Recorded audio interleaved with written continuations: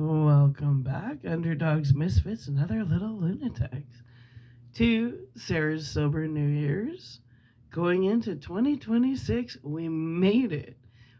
Well, the story we're covering right now is called Seeking Sanctuary by Desi Stowe. Stawe. I think it's Stowe. Stowe. Let's have a little tea first.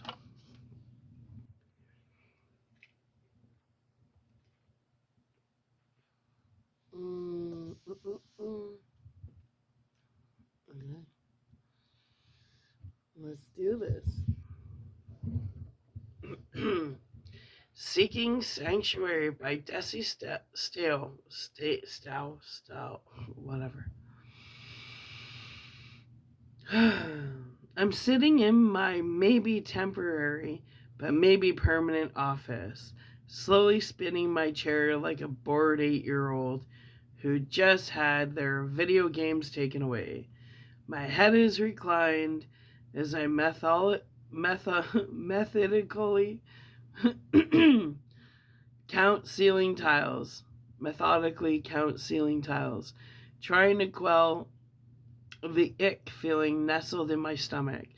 Though I've entered the fourth decade of my life, I didn't seem to get both older and wiser, just older. So I spin and count and try to figure out all the things 18, 19, and 20. The knock on the door jars me out of my calm. Numbers call me. I'm that person. Loads of fun at a party, let me tell ya. Invitations keep coming. In walks the head of human resources, Vivian Ashmead, a leggy brunette who looks like she loves running more than she loves cake. I love running too, but not more than cake. My first impression of her zeroed in on her intimidation factor. I've since learned it's more that she's a hard worker, dedicated, and doesn't take any nonsense from anyone about anything at any time. I love her and want to be her when I grow up. She's a good 10 years my junior. But never mind that. Her smile is warm and genuine, and she hands me a coffee. I have no doubt she can bust balls in a boardroom, but she's also thoughtful. Seriously, she's great. Goals. Priscilla, I'm so happy to see you. She sits across from me and sips her coffee. The coffee smells amazing, but I need more caffeine. Like, I need a hole in my head. I'm already a jittery mess from this meeting. It feels like this moment is pivotal for my life. I'm not one for dramatics ordinarily, but I need something. I just need something. I forgot I was supposed to respond to her. Lovely. Vivian, always a pleasure. Did I just say that? Why do I sound so formal? Maybe I should crawl under my desk and hide my awkwardness there. Vivian grins and gets straight to business. You've been training under Eugene for a few weeks. It's time we determine the next steps. Do you want to stay in the rehab director position?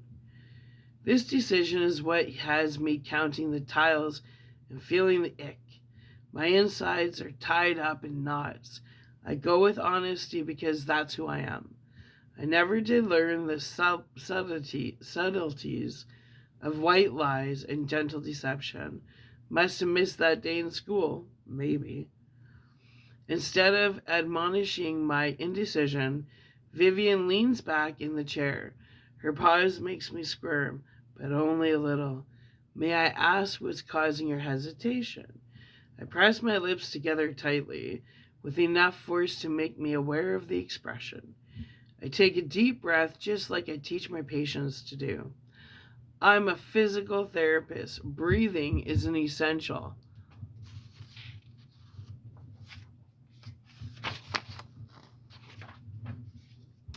part of movement. Well, an essential part of anything except death. I tap my brown frame glasses. I'm a nerd. Vivian tilts her head, inviting me to offer more information beyond stating the obvious. This conversation seems to continue, regardless of whether I wanted to or not. I'm a nerd and I like numbers, research, and data. Things of that nature. She smirks at me. I know you do. I love that about you. We have that in common. Vivian doesn't ask further questions. It's like she somehow knows I have a penchant for rambling. She'll get the information she wants if she gives me some time. Besides, she's far from nerd territory. Why does this moment seem to matter so much to me?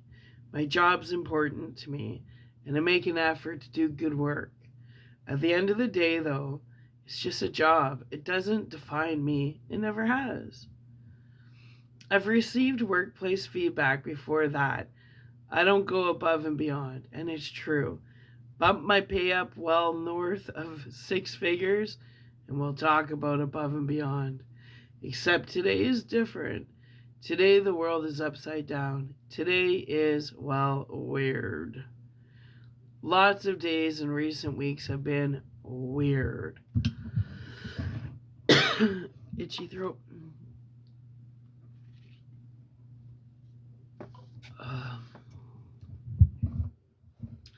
I put my coffee down on the desk. Can I level with you, Vivian? She gestures for me to continue. She somehow pulls off an intimidating presence and warm disposition simultaneously. I don't understand how she does it. My eyes can scan my space until I blankly stare at the fake plant in the corner of my office, as if it holds some valuable truth. It doesn't. I'm not a people person. I get drained quickly. In hindsight, maybe a service industry job where I'm surrounded by people wasn't the most brilliant of ideas. This statement gets a chuckle from Vivian, and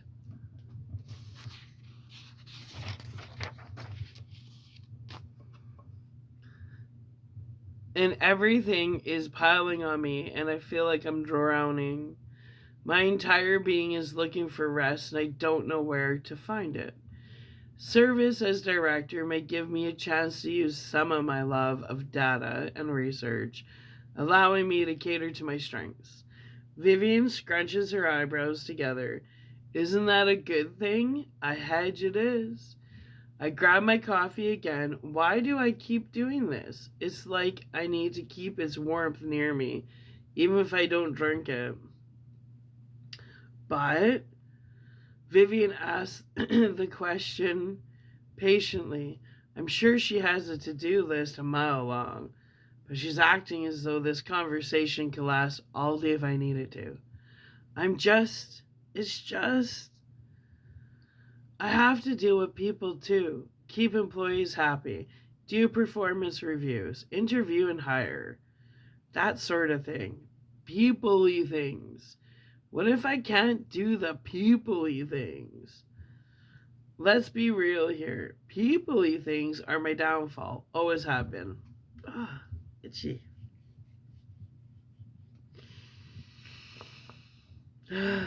Vivian leans forward, eyes locked on mine.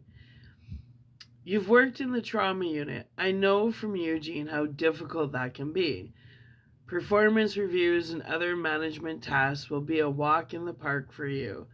Plus, I've got your back. I want you to succeed.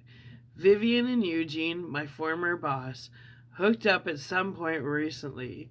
Eugene decided to open his own practice, only recently leaving the hellish world of hospital hallways in search of something better. I hope he finds it, and I don't begrudge him for trying. Burnout spreads quicker around here than head lice at a daycare center. Both are annoying and invasive. I want to succeed. I need to succeed.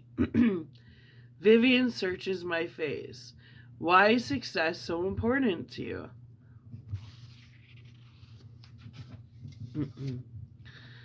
I'm all for success, don't get me wrong, but I'm getting the impression there's more at play here. Yeah, there's more at play. An understatement for sure. A recently failed marriage, for one, a betrayal by an ex husband who left me because I chose to fund our mortgage over his lavish lifestyle and love for designer clothes. Seriously, you can't make up the things that happened in my life. He's already married again before the ink was even dry on our divorce papers. I hope they're absolutely miserable. If you're looking for someone willing to be the better person, that person would not be me. My personal life's a train wreck. I absolutely run my thumb around my bare ring finger. It's been naked for weeks now, but somehow I keep looking for it. Vivian gets it. I can tell by the look on her face. You need professional life to go well to make up for your struggles in your personal life. And am I understanding correctly? Bingo. I don't want this promotion if I'm not going to be successful. I'm not in the right headspace to handle another failure. I set down my coffee again. This back and forth with the coffee is ridiculous, but I can't seem to stop. Vivian looks at me for a long time as if she's sizing me up and figuring me out. She breaks the silence with an offer. You'll be fine professionally.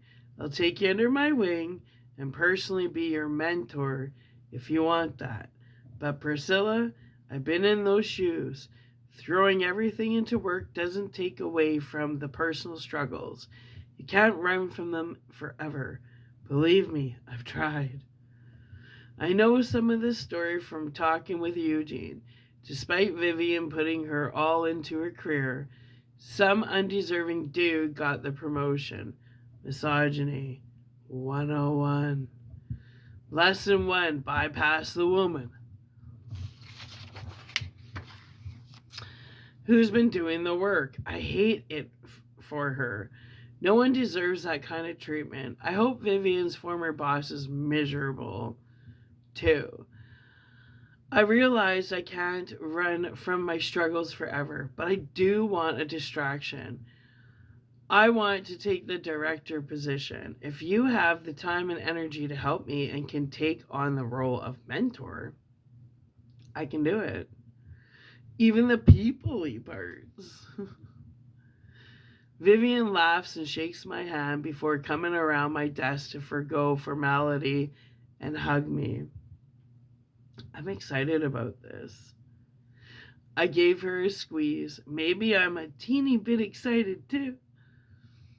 Vivian then slides a square box out from beneath the small stack of notepads and tablet she's been balancing on her lap.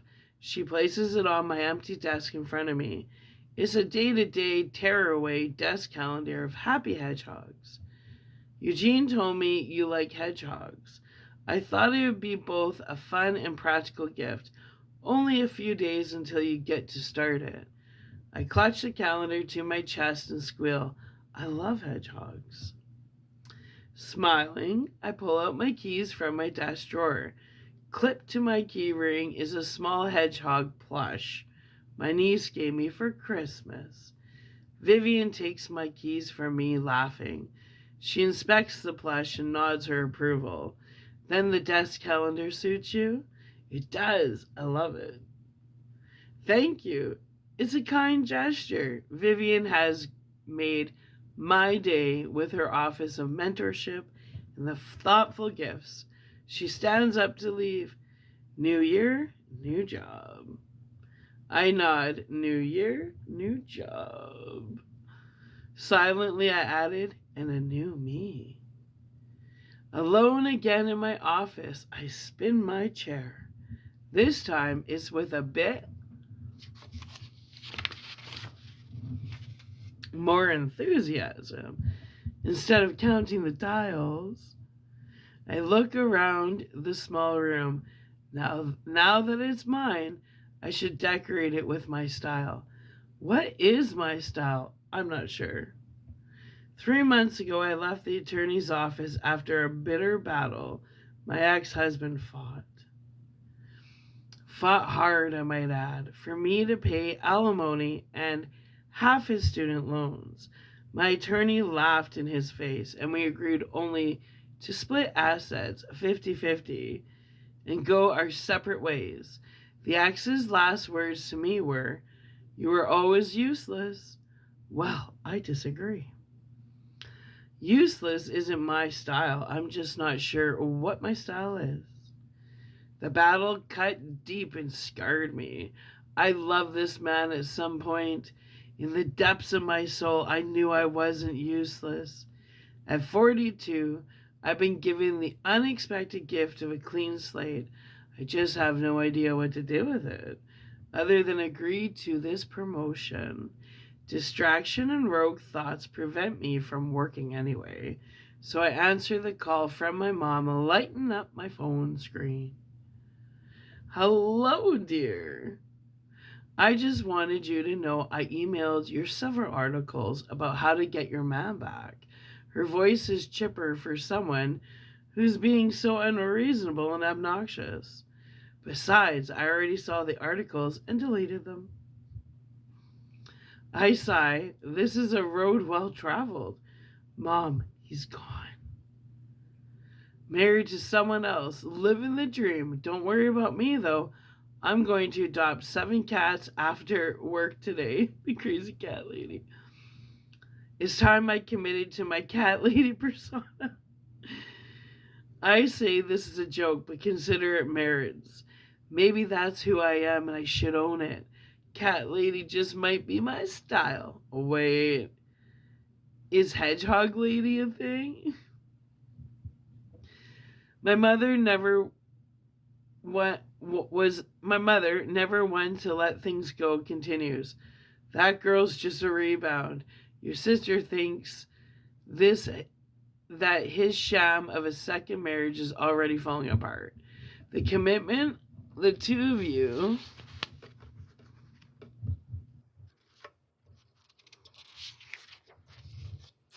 made is full of life. Your father and I have been married for 42 years now. You can't just quit being married. It takes work.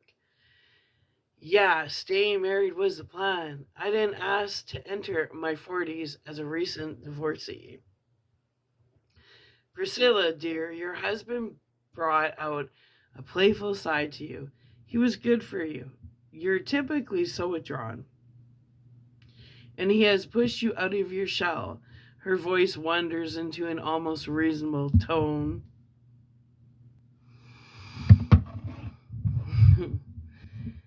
She's not entirely wrong. He's charismatic and charming. People assumed I was too, if only by association. I need some tea.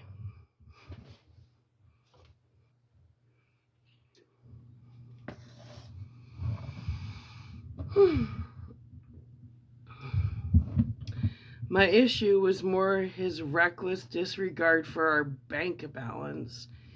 He didn't want to live with any financial constraints.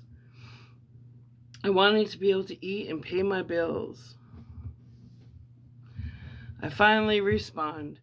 The marriage was at an impasse. It couldn't last. It couldn't go on. Besides, he moved on. It's time I did too.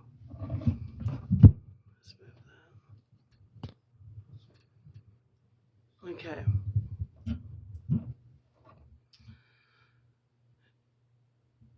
You remember your Aunt Mia? It's a statement and not a question. There. Of course I do. Every part of me wants to avoid the topic of mom's sister, the only other divorcee in our otherwise picture perfect family. She was never happy after her divorce. She says this as if it's the final say on divorce. If one person wasn't happy, then there's no way I could be. Maybe she's right and I won't be happy. But I wasn't happy in marriage either. Look, Mom, I know that this isn't what you wanted. It's not what I wanted either. Then change it. Win him back. Her voice raises over the call, and I'll hold the phone away from my ear. Because I have nothing else to say about this. Because I need my mom to let it go. Because I cannot have this conversation yet again. I start singing the theme song from the movie Frozen.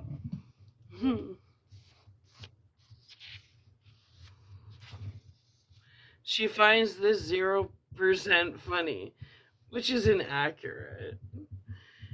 It's at least 40% funny. Bitter, frustrated, laces my mom's words. You want him back. It's not posed as a question. That's just the thing. I don't want him back. For the first time ever, I admit as much to my mom and myself. I am currently broken without friends because he took every last thing from me. Holy, is this my autobiography? A long list of expletives that would rival that of a sailor comes through my phone. I take a deep breath in hopes of finding calm. Mom, please listen. I don't want him back. My life is so much better without him. My life is better without him in it. Her answer is some incoherent grumbling followed by, you've always been so selfish. He's part of our family. You can't just ditch him. Oh my God, talk about support your daughter, not the jerk off ex-husband. That's okay, my brother's BFFs with Jake's dad. Well, they're internet friends, Facebook friends. And I'm like, how dare you? How dare you disrespect me like that? After everything you put me and Jake through and you guys are tight? That's where I was just done. I'm cordial, but everybody's out. They're out of my circle. Everybody. Anyway. But I'm cordial. And the reason why I don't confront people is because I don't want to give them more opportunities to just sit there and lie to me. I already know the truth to everything.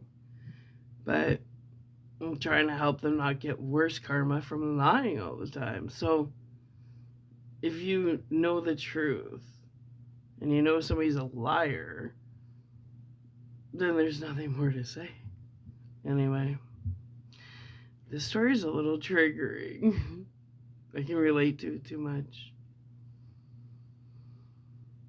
He's part of our family. You can't just ditch him. I'm done with this conversation to nowhere. He ditched me, right? He moved on. You should too. He's talking to her mom. I know my mom loved the ex. He brought her expensive gifts and flowers. Doted on her to no end. With my money. Mom hangs up angry at me, and I am once again alone. It's lunchtime, but my peeling leftovers stare back at me without offering temptation. I can eat those tomorrow. It's time to celebrate my wins in life. I'm officially a director and have an office. I opt to have lunch at this little place next door. Checklist chicken. They have a chicken sandwich made of sin, salt, and a zillion calories. It's time to feed my feelings. That's funny. The smell of grease and goodness nearly knocked me down. Everything is right with this world. It's odd that I'm here. I'm almost a vegetarian. Some might say I'm terrible at it, but I disagree. The only expectations to my plant-based diet are a checklist, chicken sandwich, and Canadian bacon on my Hawaiian pizza. I've never been an all or nothing kind of gal anyway. Walking past the decorated trees and lights, I make my way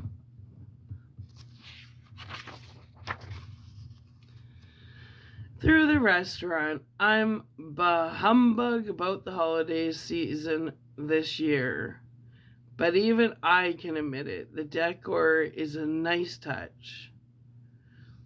The back booth is secluded and calls to me. The grease from the sandwich moisturizes my cuticles and clogs my arteries. Visual. It's amazing. It's funny. If I consume enough greasy food, will it give me the strength I need to manage my team? Can I do this?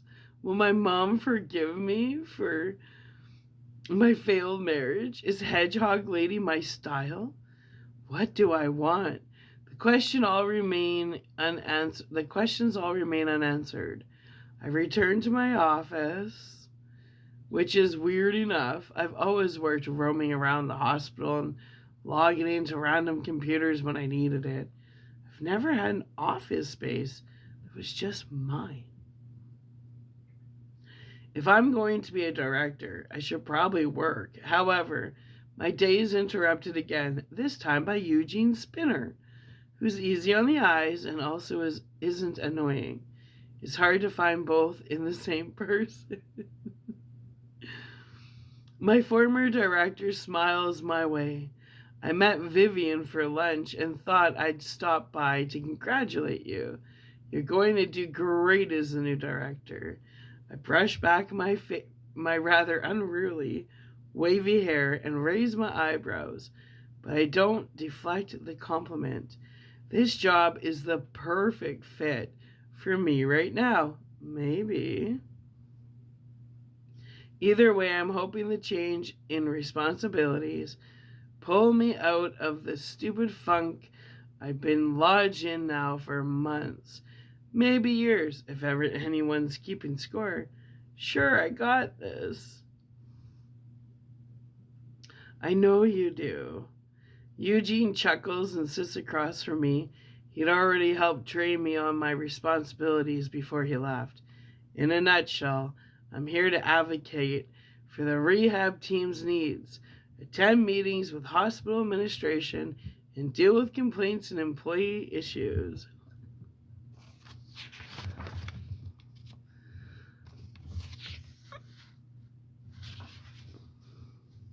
I've been dealing with my coworkers and their nonsense long before I took this position. I find myself counseling them on various work and personal needs. Somehow, me being one of the older physical therapists here means that I'm also supposed to be the wisest? Yeah, right. I shrug at the man sitting across from me. I think I need something new. This should help. Eugene gives me a lopsided grin. I understand that feeling. We chat amiably about employees that may cause problems and day-to-day to-do lists. And he answers all my remaining questions with a professionalism that is, quite frankly, rare for someone so young. I sigh. I like Eugene and didn't want to see him go. We'd worked together for a few years. He hugs me goodbye and then walks away from me, from management, from hospital work. Hopefully towards something that makes him smile. An unanswered question forms in my mind. What makes me smile? The workday lingers and I try to wrap my brain around my new responsibilities before leaving and meeting my sister, Sheila, for our monthly dinner date. Sheila inherited all the poise and confidence of our shared genetic pool, leaving me with a love for numbers and depression. Even so, I love my nature fearing sister, but she's a handful. I tell her of my new job, a promotion, the only one of my career. I'd been excited to share my success with her tonight. Unfortunately, she seems to have left her poise at home. Priscilla, that's a monumentally bad idea. Oh, so bad. Her words shocked me, and I just stared at her, waiting for an explanation. In hindsight, I should have walked away then. She continues, first of all, no one ever listens to you. No one in our family listens to me. That's true. Even my wedding catered to the whims and wishes of others. Professionally, I have formed more balanced relationships, and I interrupt her to say as much. She waves me off, dismissing my words and unintentionally proving my point. No one listens to you. Why does this hurtful phrase require repetition? I love you, truly I do, but you couldn't hold a marriage together. Why do you think you can keep a team of employees together? Fucking bitch. She's in full out rant mode, so I can't sneak in a word. Oh, that sounds like my sister. Your hair needs some work, and when was the last time you had a manicure? You've got so much you need to be working on. The last thing you need to do is take on responsibilities that you can't handle. You can't even handle your own life. My eyes burn with hurt and unshed tears from the verbal slap in the face my sister just gave me. Get used to it. Sisters be bitches. Well, mine is. Sure, I've had all the thoughts she just voiced run through my head over the past few days. But for her to flippantly articulate my deep-rooted fears hurts. I glared at her. That was uncalled for. It's the closest I can come that I've ever come to standing up for myself.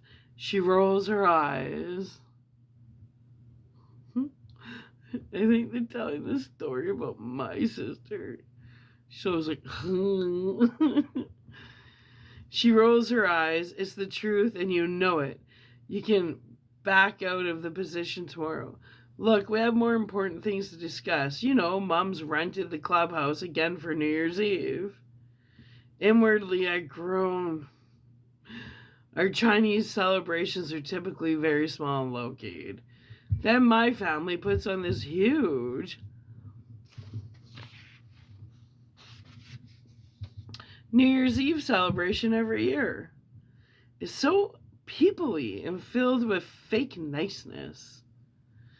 I hate every second of it. My chest starts to feel tight. I can't do it this year. I can't smile politely while people send me fake pity and concern about my divorce. In my mind, I start fraying an illness that will happen precisely on the day of December. Don't start thinking of excuses. You're coming. My sister interrupts my thoughts with her harsh words. Why is she so angry with me? Groaning. I place my head in my hand. In my hands. My very soul is longing for quiet. I don't know if I can handle it this year. Her eyes lock on mine. You want to come? It's what we always have done. What if what I've always done is no longer working for me? And what is your deal today? Venom laces her words and anger fills her eyes. You don't see how hurtful this is. My daughter deserves to have an uncle, and you stole that away from her. They're all siding with the ex, stole all her money. These fucking. You know what? Blood is not thicker than water. If you have an asshole family, you have the right to cut your ties off. I did, and I feel liberated. Anyway, her rant catches me by surprise, as have most of what she said to me today, and I've rendered speechless. The ex was a horrible uncle anyway, somehow thinking that children were beneath him and not worth his time. He did buy them nice gifts, though, with my money. I earned, of course.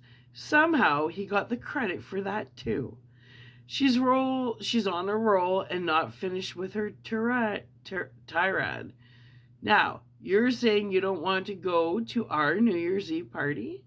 We've already rented the clubhouse. Well, so over 100 people will be there. No one will miss me. What they will miss is me handling the majority of the cleanup, but I don't say that.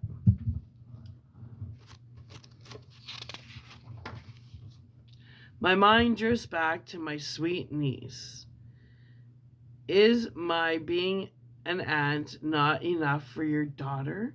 The ex left me. He's gone, remarried. What am I supposed to do about it? I shove my food away as nausea creeps its way into my body. My sister softens her prickly exterior, but only slightly. Are you still not on any kind of social media? He's divorced again. Separated at least. Divorced again already? Is that some kind of record for the shortest marriage ever? Social media is something I avoid. My sister knows this, but has been pestering me to plaster my face and my life across the World Wide Web. No thanks, you know I'm not. Ugga, you're such a grandma. Can you please live in this century? Mom invited him on New Year's Eve. Listen to me, please. It's your chance to right some wrongs, to fix what's broken. New Year's Eve is your only shot at redemption. Her voice is pleading, as if it's trying to find some reasonable ground after hurling insults at me. Redemption? Really? I close my eyes and try to picture what I want in my life. And it's hard to see a clear picture. That's exactly why I took this new job as a reset. Wordlessly, I stand up and ignore the glare coming from my sister. I throw cash on the table to cover my uneaten dinner. She takes a deep breath. Priscilla, I just want what's best for you. We all do. That's a sentiment that's hard to believe after the verbal assault I've just received. I shake my head. You don't know what's best for me, do you? Her question hangs in the air between us, unanswered. I head to the parking lot. Surely my evening can't get worse. But then it does. That bitchy sister of hers, I can imagine. Mind her own fucking business. These family members, who the fuck do they think they are, for real? Stay in your own lane, bitches. Anyway, there he is. Tall, artificially blonde, and irritating. The ex casually leaning against my car, dressed in designer clothes he can't afford and looking exactly like my biggest regret. Move. My single word greeting doesn't seem to rattle him. No, we need to talk. He folds his arm across his chest, and I search my heart to figure out why I used to love this man. Despite my every wish not to have this conversation, he continues.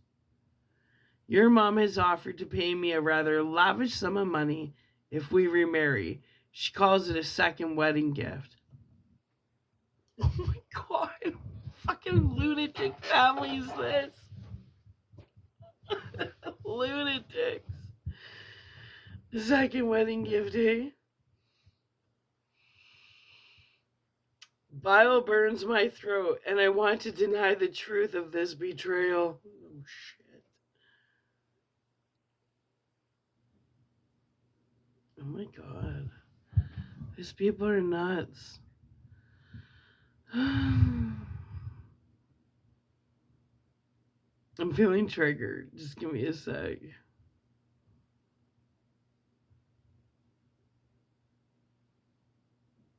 Bile burns my throat, and I want to deny the truth of this betrayal. Except I know that is probably true. My mom loves him. Probably more than she ever loved me. She never saw that his lavish gifts and ridiculous level of charm was all showmanship. Not that I fault her for it. He's an amazing actor. Just like Jake's dad. She basked in the attention he gave her.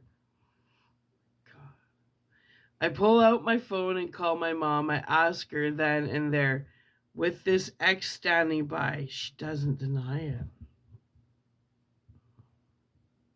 The smug expression on his face makes me sick to my stomach. I push him around and pins me. I push him out of the way so I can get to my car door. When he spins me around and pins me between his body and the car door. Oh.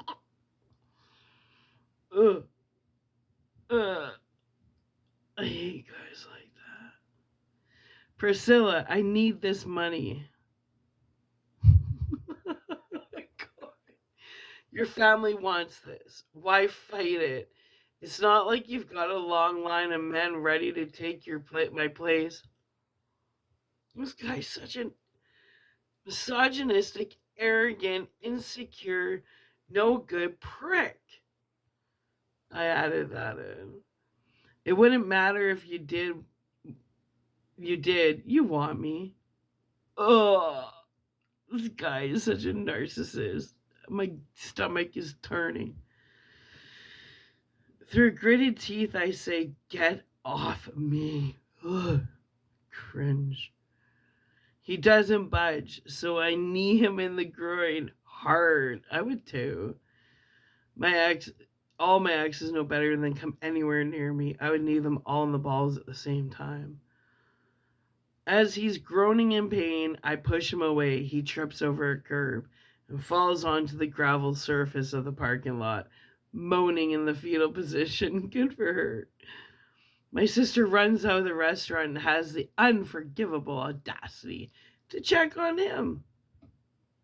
I get in my car and speed away. Good for you. Feeling totally empowered, guarantee you.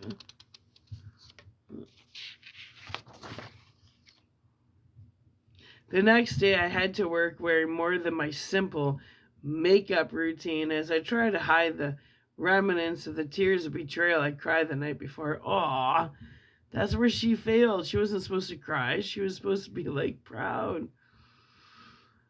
Is my mother so ashamed of my divorce that she would pay someone to take me?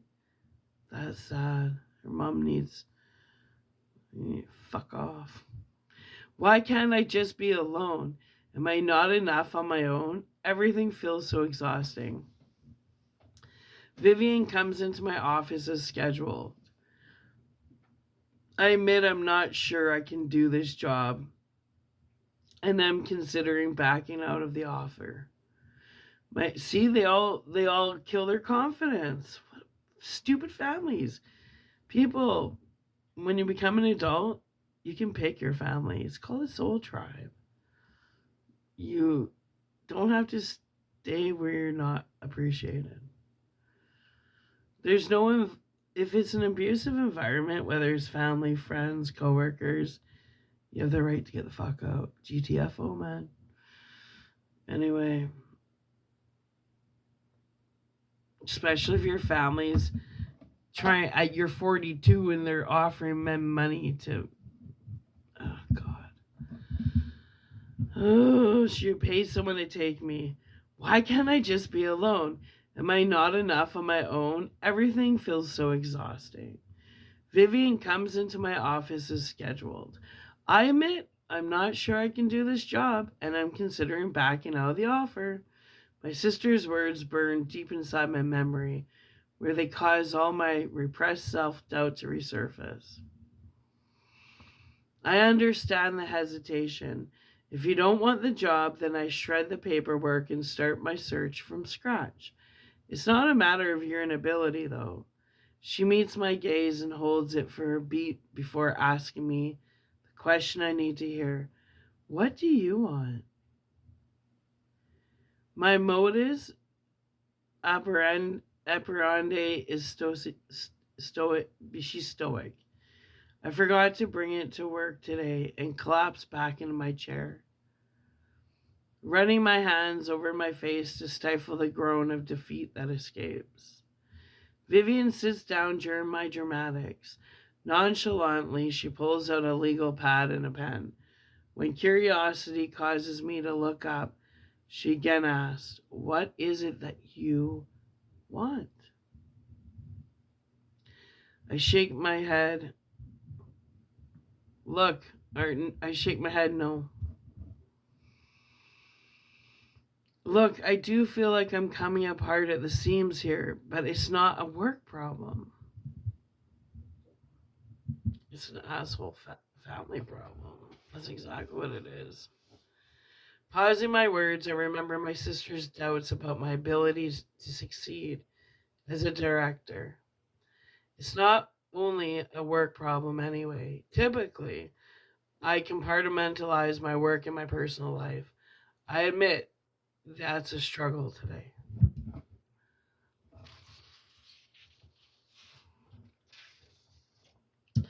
Grabbing a pen, Vivian writes down the words. What do you want on the legal pad? Am I in a counseling session? It feels like it. She takes a moment, presumably, to gather her thoughts. Despite our best efforts, at times our work affects our personal lives, and vice versa. I like to think we're friends. If you want to tell me what's going on, I'm happy to listen. Are we friends? I close my eyes and weigh the idea of inviting Vivian into my dumpster fire life. She offers me a peaceful silence that breaks down my defenses. Last night I had dinner with my sister. She not so helpfully decided to point out that I can't handle my personal life, so how could I possibly handle this job? I go on to tell her the short version of my awful divorce, of the ex divorcing his second wife, my mom offering him, not me, not us, a large sum of money to reconcile with me. Then, for good measure, I tell her of my altercation with him in the parking lot where I left him rolling on the ground in pain. She dissolves into a full out laugh, doubled over, and tears escaping her eyes. Priscilla, you, my friend, are my hero. You've got a pretty flexible definition of hero, I deadpan. This statement makes her laugh even more. Then she taps on her legal pad. You told me what your sister wants, what your mom wants, what your ex wants. What do you want? She still hasn't answered that, right? In a voice barely above a whisper, I say, I want to see the Golden Gate Bridge. I spent 15 years in a marriage with a man who hated traveling, only because it took away from his desperate yet failed attempts at becoming wealthy. I don't know how he planned to achieve upper class status by selling cars. It always seemed like a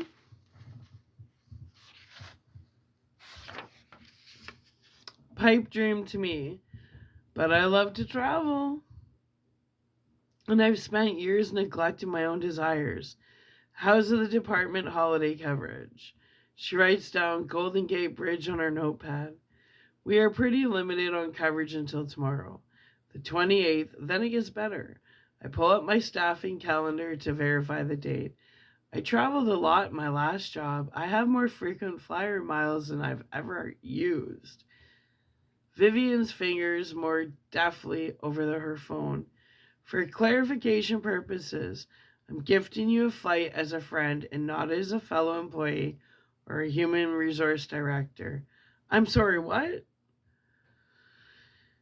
Did she just say what I think she said? My email pings will with approval for personal time off from December 29th until January 2nd. That was scary fast. How do you even think work how do you even work that fast? She gives me a puzzled look. What? My voice raises slightly, more animated than my norm. What do you mean, what? You just approved time off that I didn't ask for and said you're handling my flight? My emotions oscillate between exasperation and excitement. Can I really go to San Francisco for New Year's Eve? Shirk my so called responsibilities and do something for myself? My head spins with options and possibilities. She leans across the desk and grabs my arm. Oh, I'm so sorry. I just railroaded you like your family's been doing. She releases my arm to hide her face behind her hands and apologizes again. I'm goal oriented. I get carried away. I am so sorry. My voice softens and my heart warms. You may have railroaded me a bit, but it was because you wanted to help me out. It came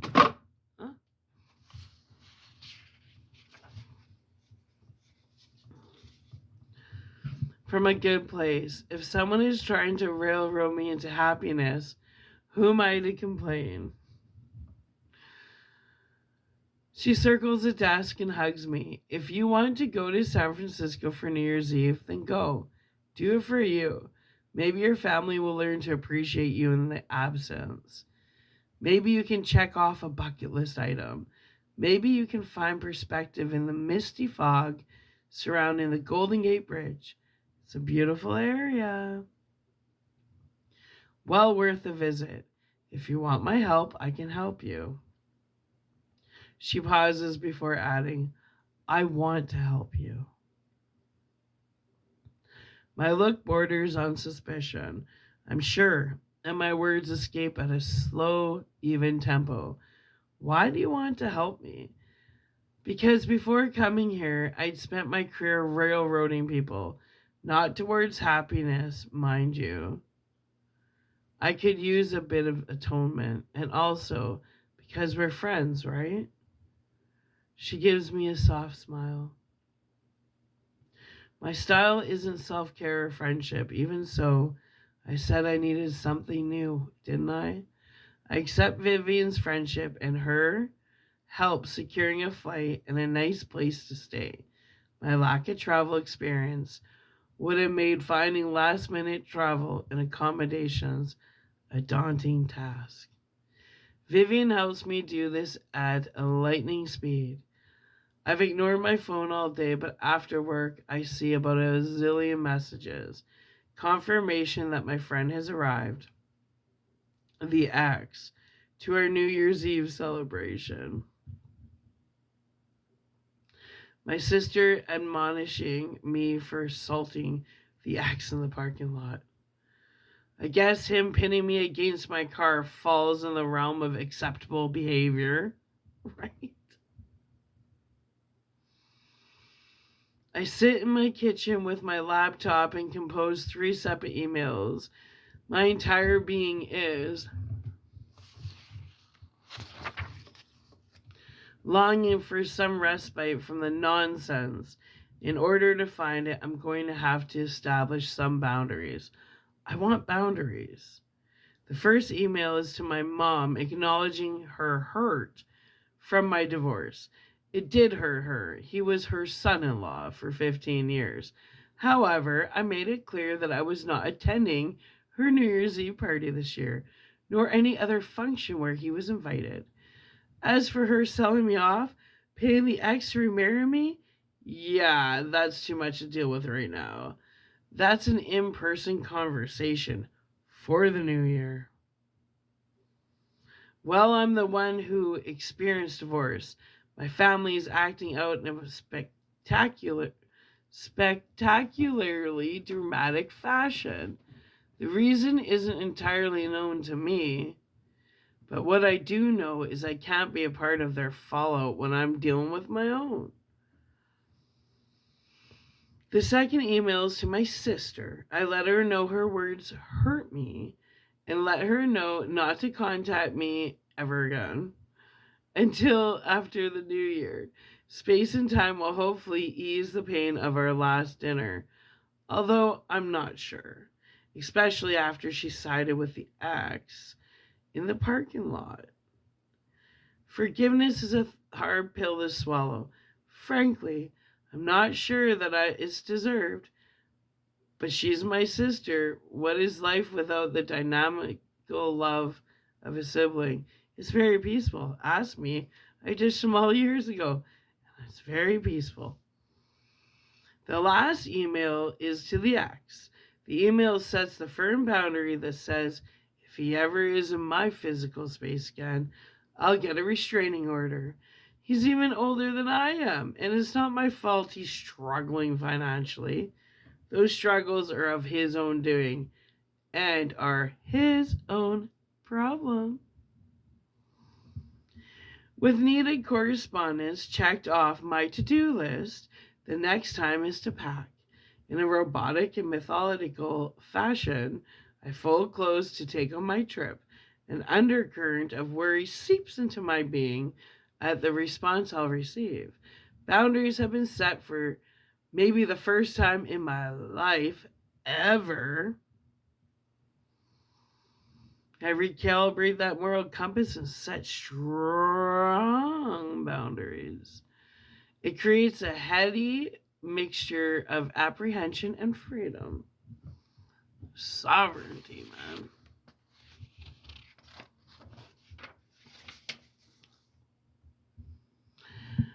On New Year's Eve, I dress in black dress pants, a simple pair of boots, and a deep blue cashmere sweater.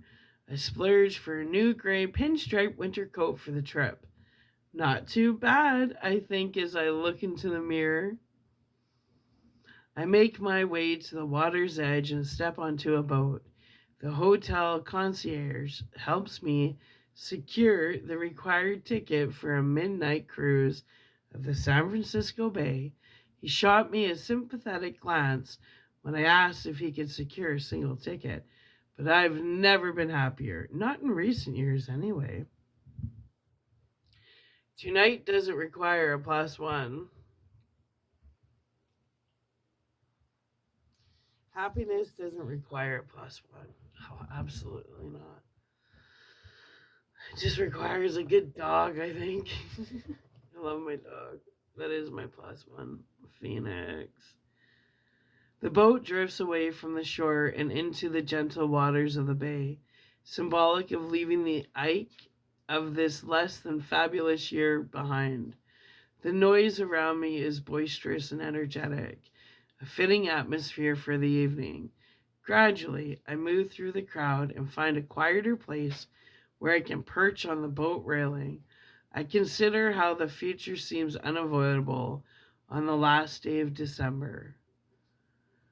As I think of the year ahead, I'm filled with mostly trepidation. It's too overwhelming to think of resolutions or goals for the entire year. Despite the strong sense of fear, hope leaks into the crevices of my mind. It's a welcomed companion, even if it's a faint whisper and not something that's fully formed. Instead of the daunting routine of New Year's resolutions, I opt for a monthly goal. Maybe I can take this next year in a small, bite-sized pieces.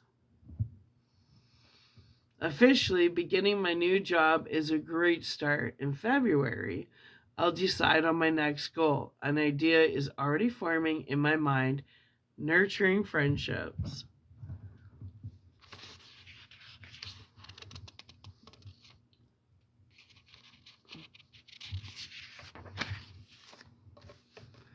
I spent the past 5 years putting my all into saving my failing dumpster fire of a marriage. My support bubble, a natural consequence of my neglect, dissolved, leaving me alone. Sweet. It's so peaceful. Welcome to your liberation. I pull out my phone and send a text to Vivian telling her thank you and Happy New Year. Then I stow my device away. I don't need it anymore tonight. The Golden Gate Bridge lights up in the colorful explosion of fireworks as Auld Lang Syne plays in the background. The troubles and turmoil of recent years slowly slide away, falling into the deep waters around me. No doubt those troubles will return in full force once I'm home. But for now, I know what I want. Maybe even just for tonight. I'm seeking sanctuary. As cheers erupt around me at the stroke of midnight, I think I found it. Seeking Sanctuary is a standalone short story that exists in the Charleston Harbor series by Desi Stowe. The events in Seeking Sanctuary occur simultaneously with the ending of Shadows. The Charleston Harbor series can be found on Kindle Unlimited, Amazon ebook, and via paperback at most major retailers and independent bookstores. Cool. I like that one. It hit home, but I like it. Okay. About the author. While Desi Stowe officially started writing in early 2022, she'd been developing her scaffolding as a writer for many years. She'd answer requests of, hey, can you word this better for me? And the like. She had a way with words and a love of stories. Writing was a natural next step. She also found that writing was a wonderful escape into a fictional world, even if that world mirrored real life. She worked to combine her experience in healthcare and her love of writing into her first novel. In February of 2024, she published Done, her first novel of the Charleston Harbor series. Only a few months later, she was able to publish a sophomore novel, Shadows. She lives in Raleigh, North Carolina, with her husband and 2 children. During the day, she works as a physical therapist. Her writing has been in sporadic spurts while juggling other responsibilities. Desi often finds herself daydreaming about plot progression and character arcs while working out or washing dishes. The characters of her novels have a special place in her heart, and hopefully yours as well. You can find Desi on Instagram at DESISTOWE. So nice to see all these new creative writers come out. Super impressed. That's awesome. Okay, now we're going into the last story, I believe. It's called Polka Dots. So, anyway, underdogs, misfits, and other little lunatics, thank you so much for joining me on my Sober Sarah New Year's celebration. Just getting ready to celebrate the best of yet to come, coming in 2026, provided you're on the right side of history. Anyways, love you. I'll be back.